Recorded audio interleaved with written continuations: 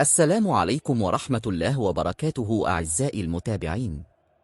مواجهة نارية ستجمع منتخب الجزائر في مواجهة منتخب بوركينا فاسو، وذلك برسم الجولة الثانية من بطولة كأس الأمم الإفريقي. الجزائر، المنتخب العريق الذي يتميز بالقوة والانضباط وروح القتال داخل الملعب، يدخل اللقاء بعزيمة كبيرة وإصرار على تحقيق الفوز وتعزيز موقعه في البطولة. أما بوركينا فاسو، المنتخب الشاب والطموح، فهو يسعى لتقديم أداء قوي ومفاجأة قد تغير مجرى المباراة.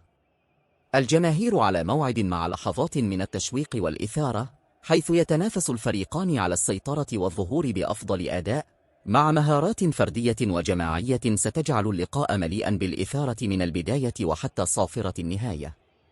ستقام هذه المواجهة على أرضية ملعب الأمير مولاي الحسن بمدينة الرباط في المملكة المغربية، وذلك يوم الأحد الموافق ل28 من ديسمبر لسنة 2025، على أن تنطلق صافرة البداية في تمام الساعة 6:30 مساء.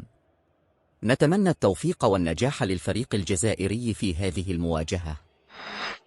المرجو الاشتراك والضغط على زر الإعجاب دعماً لنا لتقديم توقيت المقابلات. شكراً.